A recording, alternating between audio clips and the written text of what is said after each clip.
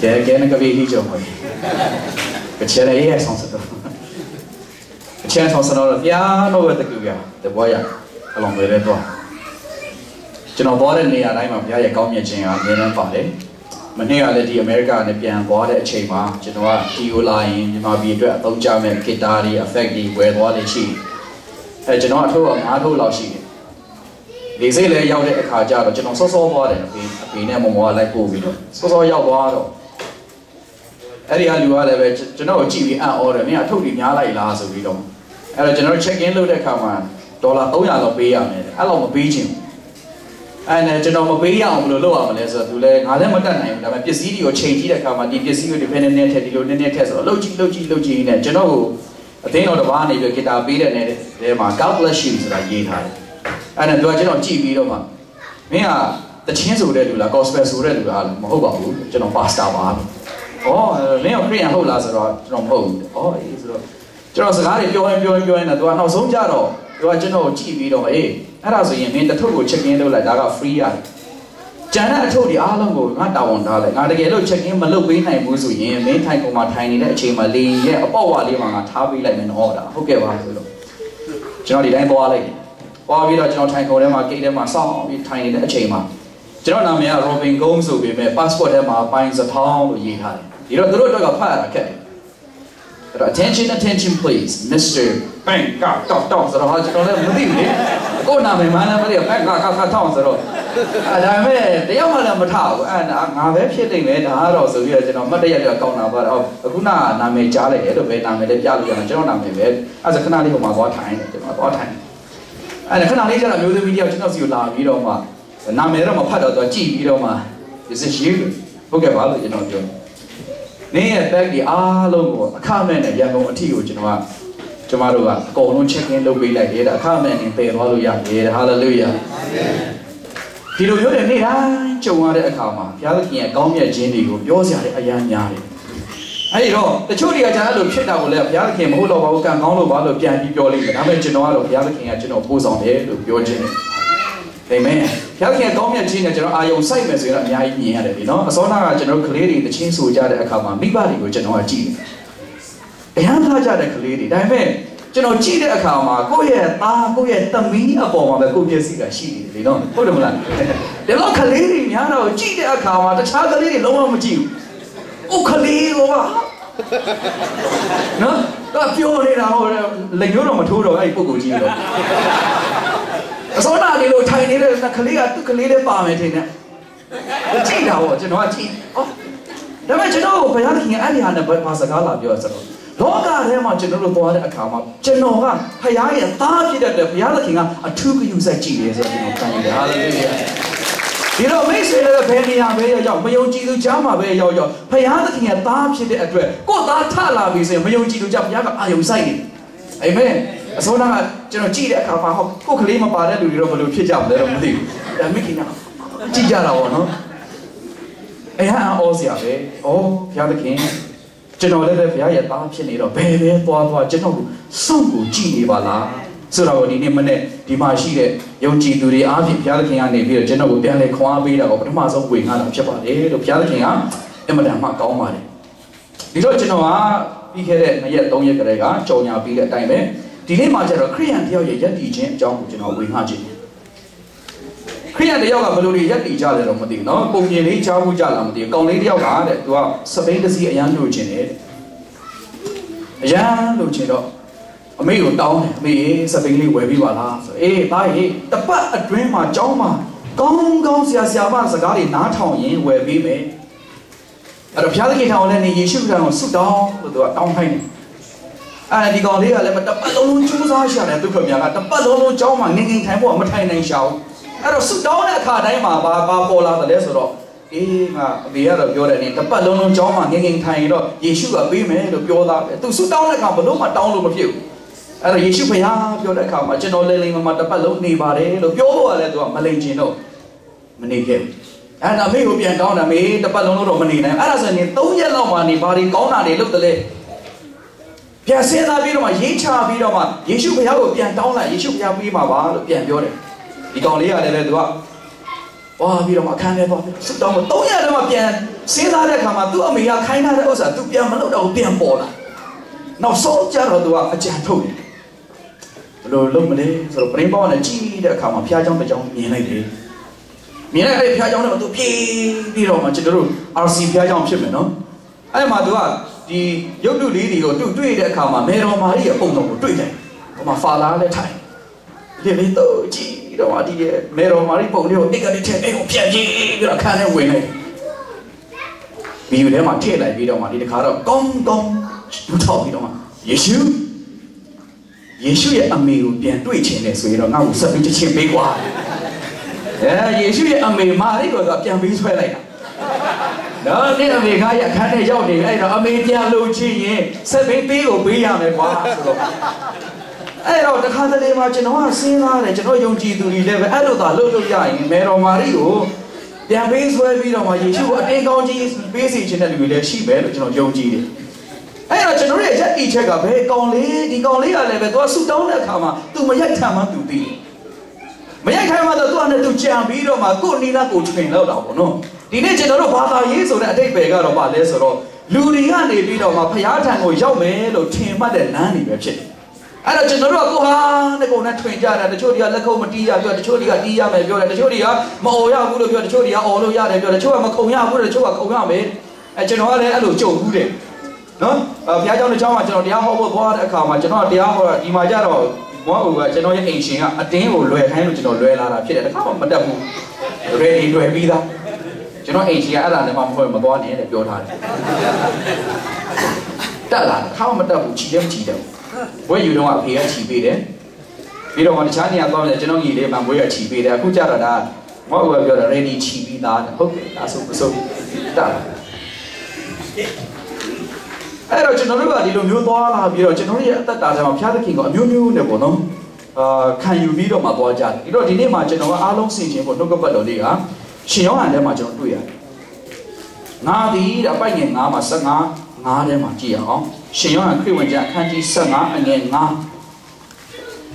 ငါသည်စပြည့်နွယ်ပင်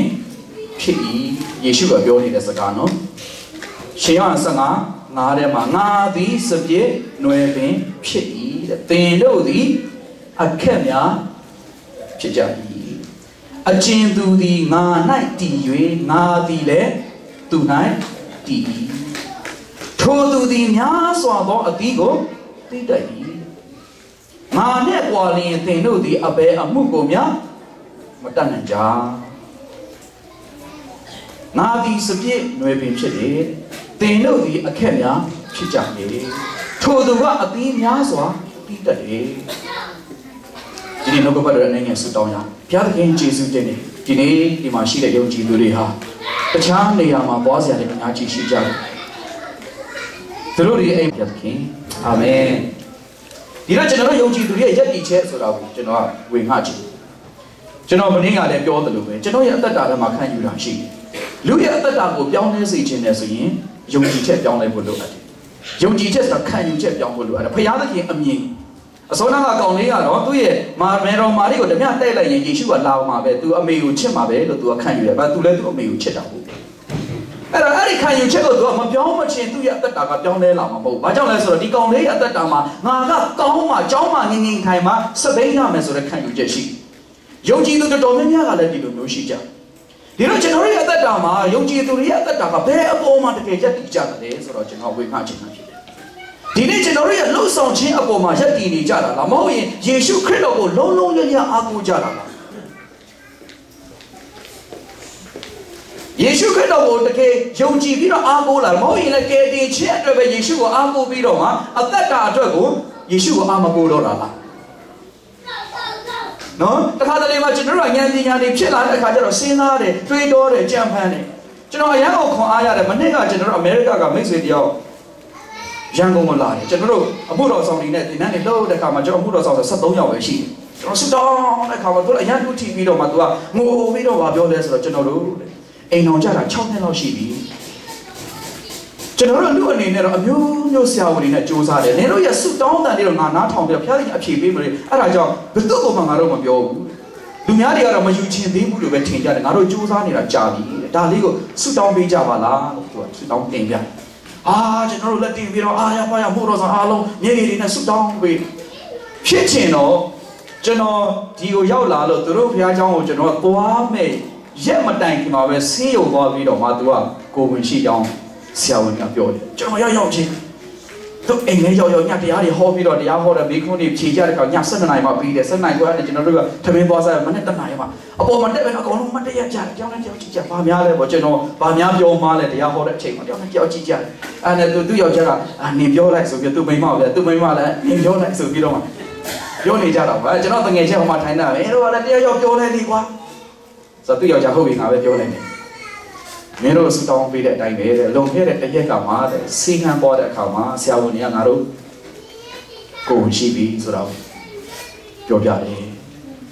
ဒီတော့ယုံကြည်သူတွေကကျွန်တော်တို့ရဲ့ယက်တီချင်းကိုသိတဲ့အခါမှာလူရဲ့ဉာဏ်ကိုအားကိုးနေသလားမဟုတ်ရင်ယေရှုကိုပဲတကယ်ပဲအားကိုးကြသလားဒီလူကအမှုတော်ဆောင်တက္ကသိုလ်ကျောင်းသားတွေရဲ့ပါစတာဖြစ်တယ်တရားကိုဝေငှတဲ့သူဖြစ်တယ်ဒါပေမဲ့တခါတလေမှာလောကမှာခက်ခဲလာတဲ့အခါကျတော့ဘယ်ပေါ်မှာမူတည်ကြတယ်လဲဆိုတော့အုံနောက်မှာလူတွေရဲ့အသိပညာပေါ်မှာကျွန်တော်အားကိုးတတ်တယ်ဒီတော့ကျွန်တော်ဒီနေ့မှာ2ချက်လေးနဲ့ဝေငှခြင်းတယ်မိမိရဲ့အသက်တာခရစ်ရဲ့အသက်တာအောင်မြင်တဲ့အသက်တာကိုရချင်တယ်ဆိုရင်ဒီ2ချက်လေးကိုတော့အယံကိုမှတ်မိဖို့အယံကိုအောင်မေ့ဖို့အယံကိုကျင့်သုံးစေခြင်းတဲ့2ချက်လေးဖြစ်ပါတယ်နံပါတ်1အချက်ကတော့ငါသည်အခက်ဖြစ်တယ်ဆိုတော့ဒီဖို့အာမင်တခါတလေမှာကျွန်တော်ကအပင်လို့ထင်ပြီးတော့မှအသီးသီးကိုစူးစမ်းတယ်ခရိယတော်များများငါပဲအပြင်ဆိုအပင်ဆိုပြီးတော့မှအဲ့တော့အခက်ရဲ့အကျိုးကဘာရှိလဲသိလား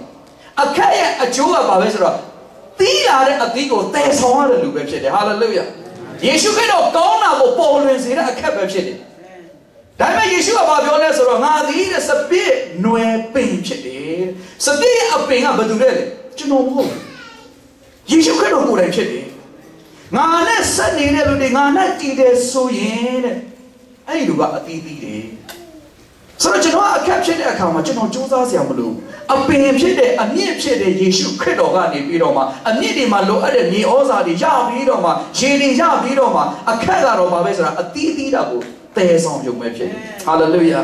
ဒီနေ့ယေရှုခရစ်တော်ကကျွန်တော်တို့ကိုခေါ်တာကခက်တဲ့အလုပ်ကိုခေါ်နေတာမဟုတ်ဘူးမိတ်ဆွေသာသနာပြုတယ်ဆိုတာလည်းခက်တဲ့အလုပ်ကိုခေါ်တယ်ယေရှုကတော့လှုပ်ချင်တဲ့အလုပ်ကိုပေါ်လွင်အောင်လို့ဘာလို့ဆိုတော့ तू ကဝိညာဉ်ဖြစ်သွားတဲ့အတွက်အာမင်ဝိညာဉ်ဖြစ်တဲ့အတွက်ဝိညာဉ်တော်ကဒီနေ့လူတွေကမမြင်နိုင်တဲ့အတွက်ကျွန်တော်တို့ရဲ့ခန္ဓာကိုယ်ငားတာဖြစ်တယ်ဟာလေလုယာ ဖယားကောင်းမြတ်တယ်ဖယားအောဘဖယားဖြစ်တယ်ဆိုတာကိုကျွန်တော်အားဖြင့်လူတွေကိုမြင်စေတာဖြစ်တယ်။ဘာကြောင့်လဲဆိုတော့ယေရှုသည်တဲ့စပြည့်နွယ်ပင်ဖြစ်တယ်တဲ့ကျွန်တော်ကအခက်ပဲဖြစ်တယ်တဲ့ယုံကြည်သူတော်များများကိုကျွန်တော်ကြည့်တဲ့အခါမှာကိုယ့်ဟာနဲ့ကိုယ်အပင်လို့ထင်ကြတယ်အရန်ကြိုးစားကြတယ်အော်ယေရီအမြင့်ကိုဆုံးမငါကကြားစားကိုဖမ်းမငါကဒီဟာကိုလုံးမဟိုဟာကိုလုံးမဆိုပင်ပန်းကြတယ်ကျွန်တော်တို့ဘုရားကျောင်းမှာအမျိုးသမီးတယောက်ရှိတယ်အခက်ခဲကြုံတိုင်းစီတောင်းပွားတယ်ဟာတုံးရဲ့အစာပွားရှောင်းဆရာမကြီးအခက်ခဲကြုံလာမှဆုတောင်းမဲ့အစာမကြုံတဲ့အချိန်မှာပွားတောင်းပါလားကျွန်တော်ကပြောတယ်လူတွေရဲ့ဖြစ်ချေရတယ်နော်အခက်ခဲကြုံလာတဲ့အခါမှာဒေသနာကျမ်းထဲမှာရှိတယ်ဆင်းရဲသောကာလမှာဆင်ခြင်ပါလို့ပြောတယ်ဒါပေမဲ့ချမ်းသာခြင်းကာလမှာကျေးဇူးတော်ကိုချီးမွမ်းပြီးတော့မှအသက်တာကိုရှင်ရမယ်ဒါပေမဲ့ကျွန်တော်တို့ကဆင်းရဲလာတဲ့အခါမှာကျမှဘာလုပ်ကြတယ်လဲဆိုတော့အသက်ကိုစူးစမ်းကြအသက်ကိုလောကနဲ့ဉာဏ်ပညာနဲ့အကုန်လုံးအားကိုးကြဒီနေ့ကျွန်တော်နံပါတ်1အချက်အနေနဲ့ကမိတ်ဆွေတွေကိုဒီနေ့ကနေမှတ်မိစေချင်တဲ့ဥစ္စာကျွန်တော်ဒီအခက်ပဲဖြစ်တယ်အာမင်ကျွန်တော်ကအခက်ဖြစ်တယ်ကျွန်တော်ကအပင်မဟုတ်ကျမ်းစာထဲမှာပြောလဲဆိုတော့ယေရမိထဲမှာ7:5နဲ့8ထဲမှာထာဝရဘုရားမိန့်တော်မူသည်ကားတဲ့လူကိုကိုးစား၍လူတော်ဝါကိုအပီပြုတ်တဲ့ဖြစ်စိတ်နှလုံးထဲ၌ထာဝရဘုရားထံတော်မှထွက်သွားသောသူသည်တဲ့ယေရမိ7:5-8ထဲမှာကျိန်အပ်သောသူဖြစ်၏ယေရမိ7:5-8ထဲမှာ9ထဲမှာထာဝရဘုရားမိန့်တော်မူလူကိုကိုးစား၍လူတော်ဝါကိုအပီပြုတ်တဲ့ဖြစ်ဒီလူတော်ဝါကိုအားကိုးပြီးတော့မှထာဝရဘုရားထံကနေထွက်သွားတယ်ဆိုရင်ဒီလူကဘာလဲလဲကျိန်အပ်သောမှာဖြစ်တယ်ထိုသူသည်တဲ့လွင်ပြင်၌ရှိသောသစ်ပင်6ကဲ့သို့ဖြစ်၍တဲ့ကောင်းကျိုးရောက်ကြောင်းကိုမသိရအဘယ်သူမျှမနေသောစားမြေသွေးချောက်သောလွင်ပြင်၌နေရလိမ့်မည်အပိုင်းငယ်9ထဲမှာထာဝရဘုရားကိုကိုးစားသောသူထာဝရဘုရားကိုမိမိကိုးစားရအကြောင်းဖြစ်စေသောသူသည်ကောင်းကြီးမင်္ဂလာကိုခံအပ်သောသူဖြစ်၏ထိုသူကတဲ့ယေရှိသောအရ၌ဆက်၍မျက်နာမှာအမြင့်ဖြာသဖြင့်ပူသောအရှိန်ရောက်ကြောင်းကိုမသိအရွက်မညှိုးနွမ်းမိုးခေါင်သောကာလ၌စိုးရိမ်စရာမရှိပဲအစဉ်အမြဲအသီးကိုသီးတတ်သောအပင်နဲ့တူ၏လူကိုကိုးစားလိုက်တာနဲ့တပြိုင်နဲ့ကျွန်တော်တို့ကဘာဖြစ်လဲချိန်အပ်ပေါ်မှာဖြစ်တယ်ဒါပေမဲ့ဘုရားသခင်ကိုထားခဲ့ပြီးတော့ကျွန်တော်တို့ရဲ့အကြံလေးနဲ့ကိုယ့်ဟာနဲ့ကိုယ်နဲ့ကိုယ့်ဟာကိုယ်အပင်ထင်ပြီးတော့မှကြိုးစားနေတယ်ဆိုရင်ကျွန်တော်တို့ကဗုဒ္ဓဘာသာနဲ့ဘာမှမကွာတော့ဒါဆိုဗုဒ္ဓဘာသာထဲမှာကျွန်တော်တို့ကကြိုးစားရတယ်လေနော်ရိုမန်ကက်သလစ်နဲ့လည်းမကွာတော့ကြိုးစားရတယ်ဘာသာရေးထဲမှာပြန်ဝင်လာတယ်ဒီတော့ပထမဆုံးကယ်တင်ချင်းရတော့မှာတော့ကယ်တင်ချင်းအားလုံးရကြမယ်လို့ယုံကြည်တယ်နော်ကျွန်တော်တို့ကျမ်းစာကြောင့်ဝင်လာတဲ့လူတွေအင်တာဗျူးမေးတဲ့အခါမှာကယ်တင်ချင်းရတယ်ဆိုတာကိုတော့မင်းဘယ်လိုသဘောပေါက်တယ်လဲလို့မေးတယ်။အော်ကယ်တင်ချင်းရတာကတော့ဒီနေ့ချင်းခံရတာပေါ့ဆိုပြီးတော့တချို့တွေကပြောကြတယ်။အော်ယနေ့ချင်းခံတယ်ဆိုတာကတော့ဘုရားကျောင်းစတက်တဲ့နေ့ပေါ့ဗျာပြောကြတယ်။တချို့တွေကကြတော့လေယနေ့ချင်းဟိုကကယ်တင်ချင်းရတယ်ဆိုတာကတော့ဒုတိယမွေးဖွားခြင်းကိုပြောတာအယမ်းမှန်တယ်ဒီလူတွေကတော်တော်လေးကိုတုံသင်ချင်းခံတဲ့လူတွေပေါ့ဒုတိယမွေးဖွားခြင်းအဲ့ဒါဆိုရင်မဲဇာတိမွေးနေ့ကဘယ်တော့လဲဆိုတော့မေလ18ရက်နေ့1900ဘယ်လောက်အဲ့ဒါဆိုရင်ဝိညာဉ်မွေးနေ့ကြတော့ဘယ်နေ့ဖြစ်မလဲဆိုဘာတော့မသိဘူးဒီဘယ်တော့မွေးမှမသိတချို့တွေကမသိချဘူးဘယ်တော့မွေးမှမွေးတယ်လို့သာပြောကြတာနော်ဒုတိယမွေးဖွားခြင်းခံပြီလို့သာပြောကြဒါပေမဲ့ဘယ်နေ့မွေးတယ်လဲဆိုရင်ငယ်ငယ်ကလေးကဘုရားကျောင်းတက်လာတာပဲဘယ်နေ့မွေးမှမသိဘူးဆိုရင်အဆင်ပြေမလားဇာတိကကြတော့မွေးနေ့ရှိတယ်မှတ်ပုံတွေပြလိုက်ရင်မွေးနေ့ရှိတယ်ဒါပေမဲ့ဒီနေရာမှာထိုင်တဲ့လူတွေကျွန်တော်ကမေးတယ်အဲ့ဒါဆိုရင်တော့မင်းရက်တော့နာရီတော့လာတော့မှတ်မြန်ခုနှစ်လေးတော့ဘုရားကျွန်တော်ပြောပြစမ်းပါယေရှုခရစ်တော်ကျွန်တော်အဆက်ရပြီလို့ခင်ဗျားချိန်ညာလိုက်တဲ့နေ့ကဘယ်နေ့ဖြစ်မလဲဘယ်ခုနှစ်ဖြစ်မလဲဆိုတော့ဒါလည်းမသိချဘူးကဘုရားကျောင်းတိတ်တိတ်လေးလိုပဲခရိယန်ဖြစ်သွားတာပေါ့ဆရာကြီးအသက်ရွယ်လိုက်ရတော့ယေနေချင်းခံဖို့တင်းပြီဆိုပြီးတော့ဟိုကဆိုပြီးနှစ်ပလိုက်တာပဲဒီလိုနဲ့ပဲခရိယန်ဖြစ်လာတာပဲဒီမှာတော့မရှိတော့ဘူးလို့ယုံကြည်အာမင်အာမင်မပြောတဲ့လူတွေရှိလို့ပဲဒီလိုပဲခရိယန်တွေနဲ့ပေါင်းရင်နဲ့တော့ဆုံးကြတော့ခရိယန်ဖြစ်သွားတာပဲတဲ့ဘယ်တစ်ခုနဲ့မှမသိဘူးဩသနာစရာပဲကျွန်တော်ကပြောပြတယ်ဒီအကြောင်းသားကိုငါတို့လို့ချင်းတောင်ရီစော်မှာလို့တောင်ရခုတ်ကြတဲ့ခါသူတို့မှတ်ပုံနေလည်းမရှိဘူးခုနှစ်လည်းမမှတ်ဘူးဒါပေမဲ့သူတို့ကဘယ်လိုရည်တွက်လဲသိတာအော်အဲ့ဒီတောင်ရနှစ်မှာ3နှစ်ခုတ်တယ်အဲ့ဒီကနေဘဲကိုခုတ်တယ်အဲ့ဒီကနေဘဲကိုခုတ်တယ်ခုတ်ပြီးတော့အော်ငါ20ရှိပြီဆိုတော့သိကြတယ်ဟုတ်တယ်နော် ပုံနေမရှိဘူးခုနှစ်တွေမမှတ်မိဘူးလေဒါပေမဲ့သူတို့ကမိခင်တွေကဖွားတွေကိုမေးတယ်ကဘယ်တော့အဲ့ဒီတောင်ရမှာမွေးတယ်အဲ့တောင်ရပြီးအဲ့မှာ3နှစ်ခုတ်တယ်အဲ့မှာ3နှစ်ခုတ်တယ်အဲ့မှာ3နှစ်ခုတ်တယ်3နှစ်အော်ငါ30ရှိပြီအနည်းဆုံးသိဒါပေမဲ့ဝိညာဉ်ရေးရမှာမေးတဲ့ခါကျမင်းဝိညာဉ်မှာဘယ်နှစ်ရှိပြီလဲဆိုရင်ဘာမှမသိဘူးအဲ့တော့ဘာမှမသိတဲ့လူတွေစုတဲ့အခါမှာဘာဖြစ်လာတယ်လဲဆိုတော့ငါကစပြည့်အနွယ်ပဲထင်ပြီးတော့မှစူးစမ်းနေကြဒီနေ့ယေရှုခရစ်တော်ကပြောတာကမင်းတို့ကစပြည့်အနွယ်မဟုတ်ဘူးမင်းတို့ကအခက်ပဲဖြစ်တယ်တဲ့လွယ်တဲ့အလုပ်ကိုပြီးတာဟာလေလုယာလွယ်တဲ့အလုပ်ဆိုတဲ့အခါမှာအသီးသီးတဲ့အခါမှာလွယ်ဒါပေမဲ့ပြန်စဉ်းစားလေတိုက်တဲ့အခါမှာမှုန်တိုင်းတိုက်တဲ့အခါဘယ်ဟာခံရလဲအခက်တွေကအရင်ဆုံးခံရတယ်အရေးကြီးတယ်ဒီလိုကျွန်တော်တို့ရဲ့အသက်တာမှာတစ်ခါလေယုံကြည်သူတွေအသက်တာမှာနံပါတ်1အသက်တာမှာငါသည်စပြည့်အနွယ်လို့ထင်ကြတယ်ပြင်စီလို့ထင်ကြတယ်ကြိုးစားကြတယ်ကြိုးစားခြင်းမလုပ်တဲ့အခါမှာစောနာကလေးလိုမေတော်မာရီကိုတမျှတိုက်ကြဒီတော့ကျွန်တော်တို့ရဲ့အသက်တာမှာတကယ်ပြောင်းလဲတဲ့အသက်တာလိုချင်တယ်ဆိုရင်ကျွန်တော်တို့ရဲ့ယုံကြည်ခြင်းပြောင်းဖို့လိုအပ်တယ်အပင်ဘဝကနေပြီးတော့မှအခက်ဘဝကိုဒီနေ့ရောက်ဖို့လိုအပ်တယ်ဟာလေလုယာယေရှုခရစ်တော်အားဖြင့်အပင်မဟုတ်ဘဲနဲ့ကျွန်တော်တို့ကအခက်ဖြစ်ရတဲ့အခက်ကိုပေးနေပြီရှိတယ်မင်းတို့မလုံနိုင်ဘူးမင်းတို့အပင်အနေနဲ့အောက်ကရှိတဲ့မြေကြီးကိုလည်းမစုံနိုင်ဘူးမင်းတို့ရဲ့အသီးသီးဘဝလိုအပ်တဲ့ဥစ္စာမြေဩဇာတွေမင်းတို့ကမလုံနိုင်ဘူးတိုးတော်လဲငါယေရှုခရစ်တော်ကလုံနိုင်တယ်ဆိုပြီးတော့မှလဝကတိုင်မှာအသေးခံပေးတယ်လူတွေကကျွန်တော်တို့ကိုကယ်တင်ခြင်းသင်တန်းတွေပေးတဲ့အခါမှာမေးကြတယ်မင်းတို့ယေရှုကဘာဖြစ်လို့ကယ်တာလဲငါတို့ဘုရားကကြတော့ဘာလို့မကယ်တာလဲဖြေရတာနည်းနည်းခက်တယ်ဒါပေမဲ့ဒီနေ့မှာဘုရားသခင်ကကျွန်တော်ကိုမိုးကုတ်မှာတင်နှံသွားပေးတဲ့အခါမှာတချို့တွေကဟိုငရက်ကိုးကွယ်တဲ့လူတွေလည်းရှိတယ်လေကြားဘူးကြလာမှုနေနော်ငရက်ကိုးကွယ်တဲ့လူတွေရှိတကယ်ရှိတာငရက်နေတို့မစားဘဲငရက်ကိုကိုးကွယ်နော်နွားတွေကိုးကွယ်တဲ့လူတွေလည်းရှိတယ်အဲ့တော့အဲ့ကြားထဲမှာဆိုတော့မင်းတို့ယေရှုအောင်ကယ်ပြီးတော့ငါတို့မရတဲ့ဘာလို့မကယ်တာလဲဆိုတော့တော်တော်စဉ်းစားရတယ်ကိုယ်လည်းမထင်ထားဘူးလေအဲ့ဒါကျွန်တော်ကပြောပြတယ်အဲ့ဒါဆိုရင်တော့အပြည့်ရဲ့အခါကဘာလဲသူတို့အပြည့်အခါသိချင်းပေါ့ဒါအပြည့်ရှိတဲ့လူကသိရတာလေအော်အေးဟုတ်ပြီအဲ့ဒီတော့ကျွန်တော်မေးမယ်အပြည့်အခါကသိချင်းဖြစ်တဲ့အတွက်လောကမှာဘယ်ဘုရားကသိချင်းကိုပေးဆက်သွားတယ်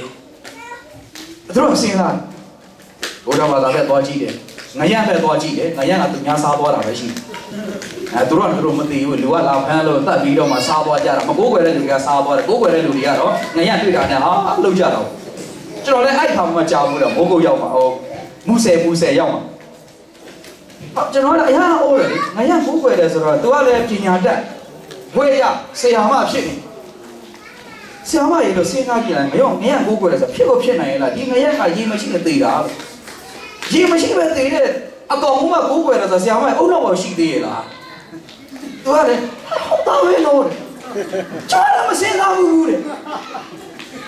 မရကရေမရှိရင်သေတာပဲ။အော်သေတဲ့မရဟိုမှာဘောကငါရှုပဲ။ကျွန်တော်ပြောပြ။တသက်လုံးငရက်ကိုကိုးကွယ်လာ။ဒီဆရာမကဘွဲရပြီးတော့မှဟိုဘွဲတဲ့အလီလီရမာစတာထိရပြီးတော့ဒီငရက်ကိုကိုးကွယ်လာတယ်။ဒါပေမဲ့ယေရှုခရစ်တော်နဲ့တွေ့တဲ့အခါကျတော့မျက်လုံးမှာပွင့်လာတယ်။ဟာလေလုယာ။သူ့ရဲ့မွေးနေ့ဆိုတာသူရှိလာတယ်။ဒီနေ့ကနေစပြီးတော့သူကကြိုးစားစရာမလိုတော့အပင်မဟုတ်တော့ဘူးငါကအခက်ဖြစ်သွားပြီဆိုတော့သူကပြောင်းသွားတယ်ဟာလေလုယာအဲ့ဒီနေ့ကနေစပြီးတော့မှကျွန်တော်ကဒီနေ့ချင်းခံဖို့အချိန်အထိကိုမရှိတဲ့အတွက်ကျွန်တော်ကမှတ်စုလေးရေးမိတယ်ဆရာကျေးဇူးအများကြီးတင်တယ်ရှင်းရှင်းလေးနဲ့ရိုးရိုးလေးကိုတဲ့ရှင်းရှင်းလေးနဲ့ရိုးရိုးလေးနဲ့ဖြေပေးတဲ့အတွက်ကျွန်မမျက်စိပွင့်သွားပါပြီဒီနေ့ကနေစပြီးတော့ကျွန်မငရမကိုးွယ်တော့ဘူးတဲ့ဟာလေလုယာအဲ့တော့ကျွန်တော်တို့အသက်တာမှာကြာယနေ့ဘာတွေကိုးွယ်ကြလ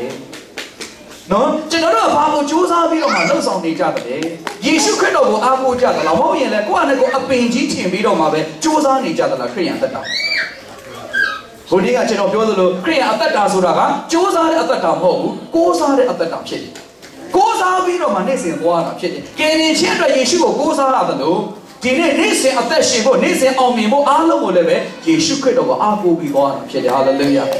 ာအာမင်ဒီနေ့ယေရှုကိုအားကိုးတယ်ဆိုရင်အကုန်လုံးကျွန်တော်တို့ယေရှုကလမ်းပြပေးတယ်။အော်ဝယ်နေမြင်စီနမိတ်လက္ခဏာတွေမြင်စီကျွန်တော်တို့သာသနာပြုတဲ့အခါမှာပြောပြတယ်။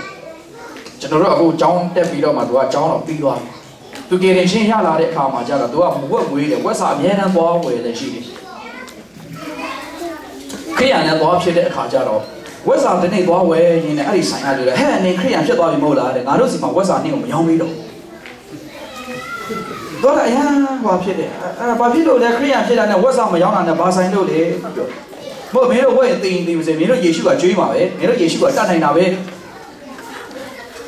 အဲ့ဒါနဲ့သူကလည်းပဲတခါလဲတကိုးတွေရပြီးတော့အေးငါ့ဝက်အဲ့လိုမပြောနဲ့ငါတို့ယေရှုကတတ်နိုင်တယ်ဝက်ကိုကြွေးနိုင်တာနေမကောက်နေတော်မှလေဖြတ်အောင်လုပ်နိုင်တယ်တော့လို့သွားပြောလိုက်သူကတော့ပေါ့နဲ့မကျေနပ်လို့ပြောလိုက်တာပဲအဲ့ဒီကောင်လေးပြန်လာရွာရောက်တဲ့အခါမှာအဲ့ဒီညမှာအဲ့ဒီအမျိုးသမီးကလေဖြတ်သွားတယ်ဟာဒီယေရှုကိုကြောက်ကြတယ်ဟိုဘက်မှာဆိုကျွန်တော်တို့သာသနာပြုတယ်အရာကြောက်ကြတယ်ယေရှုနာမည်နဲ့နည်းနည်းလေးသူတို့ကိုချိန်နာကိုပြောမိမှာကိုအရန်ကြောက်တယ်အဲ့ဒါကျွန်တော်ကအဲ့ဒါလည်းသိလိုက်တဲ့အတွက်ကျွန်တော်တရားဟောတဲ့အချိန်မှာလေဒီဘက်ကနေယေရှုကအလကားမရှောက်မလိန်နဲ့ခင်ဗျာလည်းညှိုးထိုးတယ်အေးမင်းပြန်ရင်းနဲ့ဝေခွေးကဲလို့သိလိုက်မယ်တော့အဲ့လိုတော့မပြောနဲ့လေအရန်ကြောက်ကြတယ်ကျွန်တော်အဲ့လိုပဲချိန်ချောက်ဟုတ်ကျွန်တော်တို့ဟောရင်ဟိုဘက်ကအော်လာမင်းယေရှုကအလကားပဲရှောက်မလိန်နဲ့ဒီလူဘာကောင်းလဲအဲ့လိုပြောဟောရင်းနဲ့ကိုအော်ကြအဲ့ကျွန်တော်မင်းတို့ဆိုင်ကယ်စီးပြန်ရင်းနဲ့ဆိုင်ကယ်မှောက်လို့သေမှာတော့အဲ့လိုတော့မပြောနဲ့ဖတ်လွဲပါစေမပြောနဲ့ဆိုလည်းမပြောတော့ဘူးငင်သွားကြအဲ့တော့ကျွန်တော်တို့ရဲ့အသက်တာမှာလည်းပဲယနေ့ဖယားသခင်ကိုအားကိုးကြသလားကိုယ့်ကိုအားကိုးကြသလားအဲ့ဒီလိုမျိုးဖယားသခင်အားကိုးတဲ့အသက်တာကိုရောက်ချင်တယ်ဆိုရင်အပင်ဘဝလို့ယုံကြည်တဲ့ဘဝကနေပြီးတော့ငါဟာအခက်ဖြစ်နေပါလားဆိုတော့ယုံကြည်ဖို့လိုအပ်တယ်အာမင်ဒီနေ့ယုံကြည်နိုင်ကြမယ်လို့လည်းယုံကြည်တယ်ဘာလို့ကျွန်တော်ပြောတာမို့ယေရှုကပြောတယ်ငါကစပြည့်အနွယ်ဖြစ်တယ်နေတို့ကအခက်ပဲဖြစ်တယ်အခက်ရဲ့တောင်ပုံကအယံကိုရှင်းနေတယ်အပင်ကနေတာဝန်ယူပြီးတော့အမြင့်ကနေတာဝန်ယူပြီးတော့မှပို့ဆောင်ပေးတဲ့အသီးတွေကိုကျွန်တော်တို့ကပေါ်လွင်စေရတဲ့အရာပဲဖြစ်တယ်ဟာလေလုယာဒီနေ့ကျွန်တော်ရဲ့အလုပ်ကတော့စူးစမ်းစရာမဟုတ်ယေရှုခရစ်တော်လုပ်ချင်တဲ့အလုပ်ကိုကျွန်တော်ကပေါ်လွင်စေဖို့ပဲဖြစ်တယ်ဟာလေလုယာပေါ်ရတဲ့နေရာတိုင်းမှာ